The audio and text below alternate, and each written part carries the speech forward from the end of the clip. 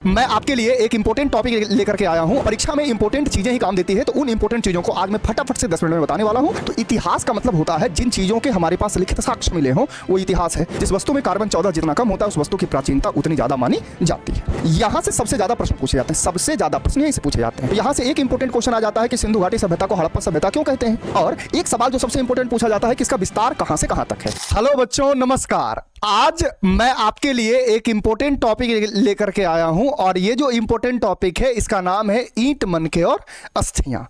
और जैसा कि आपको पता है कि यह क्लास 12 इतिहास बिहार बोर्ड का पहला चैप्टर है, और इस पहले चैप्टर में हमने बहुत सी चीजों को पढ़ा, बहुत सी चीजों को देखा।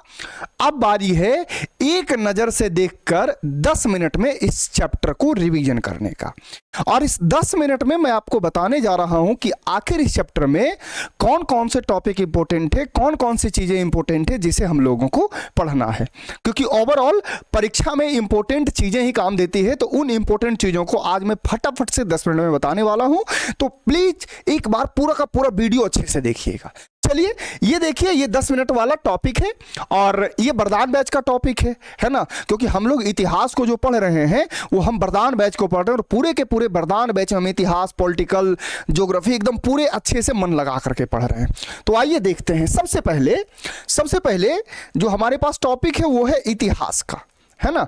आखिर आप सबको जानने की ये मतलब जल्दी मची रहती है कि सर इतिहास क्या है ना। तो इतिहास का मतलब होता है जिन चीजों के हमारे पास लिखित साक्ष्य मिले हों वो इतिहास है। और इसे 3 भागों में हम लोग बांटते हैं। इसे हम लोग कितने भागों में बांटते हैं? इसे हम लोग बांटते हैं 3 भागों में, है ना। प्रागैतिहासिक काल, है ना, इसके लिखित साक्ष्य हमारे पास नहीं है, ठीक है। इसके लिखित साक्ष्य हमारे पास नहीं है, इसके लिखित साक्ष्य हमारे पास नहीं है, ये तो आपको पता ही होगा, है ना। इसके लिखित साक्ष्य हमारे पास नहीं है, कुछ भी नहीं है। आदि ऐतिहासिक काल, इसमें आता है पुरातत्व। इसमें क्या आता है? पुरातत्व, यानी खुदाई के माध्यम से हमें जानकारी मिलती है। जैसे हड़प्पा सभ्यता, जिसको हम अभी 10 मिनट में पढ़ने वाले हैं, है ना। तो हड़प्पा सभ्यता की जानकारी हमें आदि ऐतिहासिक काल से मिलती है। और ऐतिहासिक काल, है ना, जिसके हमारे पास एक लिखित साक्ष्य है, यानी लिखित प्रमाण है, ठीक है। तो हम विशेष तौर पर आज क्या पढ़ने वाले हैं? विशेष तौर पर आज हम पढ़ने वाले हैं आदि ऐतिहासिक काल। क्या पढ़ने वाले हैं? आदि ऐतिहासिक काल। अब देखिए, ये जो आदि ऐतिहासिक काल है इसको 2 भागों में हमने बांटा है। एक हमारा सिंधु घाटी सभ्यता है, और एक हमारा है वैदिक सभ्यता, है ना। तो वैदिक सभ्यता को तो चलिए हम लोग पढ़ते हैं 1500 ईसा पूर्व से 600 ईसा पूर्व तक, है ना। इसको हम लोग पढ़ते हैं सेकेंड चैप्टर में। किस चैप्टर में पढ़ते हैं? सेकेंड चैप्टर में। तो आज हम यहां नहीं जाएंगे, आज हम यहां आएंगे। हम पढ़ते हैं सिंधु घाटी सभ्यता को। तो सिंधु घाटी सभ्यता को आपको पता है कि इस सभ्यता को हम जानते हैं हड़प्पा सभ्यता के नाम से, ठीक है। इस सभ्यता को हम जानते हैं हड़प्पा सभ्यता के नाम से। और इसमें हम एक विधि के बारे में जानते हैं, C14 विधि, है ना। C14 विधि के अंतर्गत हम इसका काल जानते हैं 2500 BC से 1750 BC। हालांकि अलग अलग विद्वानों ने इसके बारे में अलग अलग काल बताया है ना। तो यहां से एक इंपॉर्टेंट क्वेश्चन आ जाता है कि सिंधु घाटी सभ्यता को हड़प्पा सभ्यता क्यों कहते हैं। एक इंपॉर्टेंट प्रश्न ये आ जाता है। दूसरा इंपॉर्टेंट प्रश्न ये आ जाता है कि कार्बन 14 विधि के बारे में बताइए। तो यहाँ आपको VF लिबी के बारे में पूरा का पूरा बताना है, कार्बन 12, कार्बन 14 के बारे में बताना है, और बताना है कि कार्बन 14 जैसे जैसे घटता रहता है वैसे वैसे वस्तु की प्राचीनता का पता लगाया जाता है। जैसे जैसे कार्बन 14 घटता रहता है वैसे वैसे वस्तु की प्राचीनता का पता लगाया जाता है। जिस वस्तु में कार्बन 14 जितना कम होता है उस वस्तु की प्राचीनता उतनी ज्यादा मानी जाती है। अब ऐतिहासिक काल में आपके पास 3 बुक है ना। 3 बुक है जो कि आपको पता ही है कि प्राचीन भारत के इतिहास का 4 चैप्टर पढ़ चुके हैं, मध्यकालीन इतिहास का 4 चैप्टर भी हम लोग पढ़ चुके हैं। अब आगे हम लोग आधुनिक इतिहास के 4 चैप्टर पढ़ेंगे, और इसी में पूरा का पूरा हिस्ट्री बिहार बोर्ड का सिमटा हुआ है, ठीक है। अब आते हैं इस चैप्टर के इंपॉर्टेंट टॉपिक पर, है ना। देखो, एक जो सवाल पूछा जाता है मेरे भाई कि सिंधु घाटी सभ्यता किस युग की सभ्यता है, तो सिंधु घाटी सभ्यता कांस्य युग की सभ्यता है। है ना। सिंधु घाटी सभ्यता किस युग की सभ्यता है? तो सिंधु घाटी सभ्यता कांस्य युग की सभ्यता है। और कांस्य युग की सभ्यता कहने का मतलब, तो यहाँ के लोगों को तांबा में टिन मिला करके क्या बनाना आता था? कांसा बनाना आता था। यहाँ के लोगों को तांबा में टिन मिलाकर कांसा बनाना आता था, तो तांबा में टिन मिलाकर कांसा बनाने के कारण इसे कांस्य युग की सभ्यता कहा गया। ओके, इसके अलावा दूसरा यहां से पूछा जाता है कि इसका काल, तो सबसे ज्यादा जरूरी जो कालक्रम है वो है C14। सबसे ज्यादा जरूरी जो कालक्रम है वो है C14 यानी कार्बन 14 विधि, है ना। कार्बन 14 विधि के अंतर्गत इसका काल 2500 BC से 1750 BC है, हड़प्पा सभ्यता का। हम किस सभ्यता की बात कर रहे हैं? हड़प्पा सभ्यता की बात कर रहे हैं। और एक सवाल जो सबसे इंपॉर्टेंट पूछा जाता है कि इसका विस्तार कहां से कहां तक है? तो देखिए, पूर्व में इसका विस्तार आलमगीर में है, हिंडन नदी के तट तक, यानी आलमगीरपुर यूपी में पड़ता है। उत्तर में इसका विस्तार जो है चिनाव नदी तक था, है ना। यह कश्मीर में पड़ता है। कहां पड़ता है? कश्मीर में पड़ता है। दक्षिण में इसका फैलाव दैमाबाद तक था, है ना, और गुजरात तट तक कह सकते हैं, है ना, गुजरात तट तक कह सकते हैं। और पश्चिम में इसका फैलाव सुतकांगे डोर तक था, जिसको आप अफगानिस्तान कह सकते हैं। क्या कह सकते हैं? अफगानिस्तान कह सकते हैं, है ना। हालांकि अफगानिस्तान नहीं भी याद रखिएगा तो चलेगा, सुतकांगे डोर याद रखिएगा। दास्क नदी के तट तक। किस नदी के तट तक?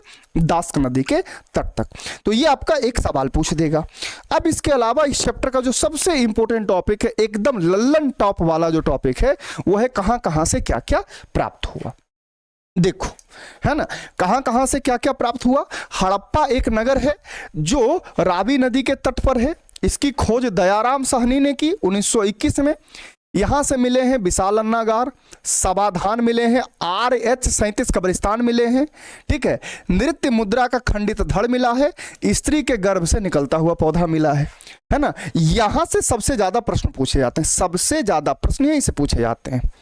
मोहनजोदड़ो जो सिंधु नदी के तट पर है, राखल दास बनर्जी ने इसकी खोज की 1922 में।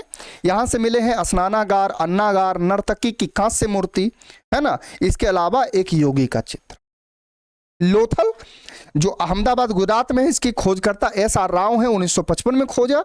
यहां से मिला 3 युगल समाधिकरण, यानी 3 व्यक्ति को एक साथ दफनाए जाने के प्रमाण मिले हैं। डॉक यार्ड मिला है, यानी बंदरगाह। मनके बनाने का कारखाना, हाथी दांत का पैमाना मिला। यहां पर सबसे ज्यादा सवाल पूछे जाते हैं, याद रखिएगा, ठीक है। धौलावीरा जो गुजरात में है, इसके खोजकर्ता JP जोशी है और RS बिस्ट है। यहां से मिला है जलकुंड, 10 चिन्हों वाला एक शिलालेख।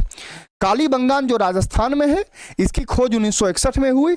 यहां से मिला है कच्ची ईंटों के बने भवन, जूते हुए खेत के साक्ष्य, भूकंप आने के साक्ष्य और सभी घर में कुओं के प्रमाण मिले हैं। राखीगढ़ी जो हिसार हरियाणा में है, यहां से मिला है भारत में सिंध क्षेत्र का सबसे बड़ा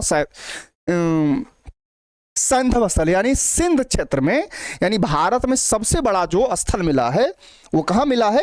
राखीगढ़ी के रूप में हिसार हरियाणा में मिला है। कहाँ मिला है? राखीगढ़ी के रूप में हिसार हरियाणा में मिला है, ठीक है। और बनवाली यह भी हरियाणा में है। यहां से पक्की मिट्टी के हल मिले हैं। और रोपड़ जो कि पंजाब में है, इसके खोजकर्ता यज्ञदत्त शर्मा है। यहां से मिले हैं मनुष्य के साथ पालतू कुत्ता दफनाए जाने का साक्ष्य, ठीक है। अब ये मैंने आपको एक रिवीजन के तौर पर कराया। इसके अलावा आपको क्या पढ़ना है?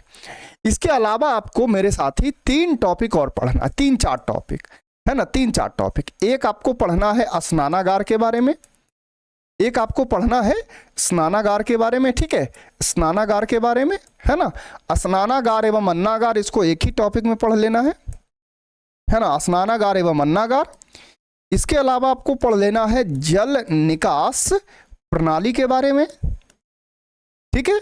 और इसके अलावा आपको पढ़ लेना है सिंधु सभ्यता के पतन के बारे में, है ना।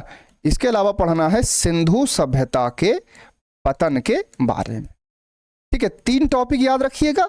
और एक जो सबसे महत्वपूर्ण टॉपिक जो पढ़ना है आपको इस चैप्टर में, जो सबसे खासम खास आता है, कई बार वहां से प्रश्न पूछ देता है, वो है आपका समाधिकरण, है ना। समाधिकरण के प्रकार, जो 3 समाधिकरण का प्रकार था, है ना, 3 समाधिकरण के प्रकार थे, इसको आपको पढ़ना है।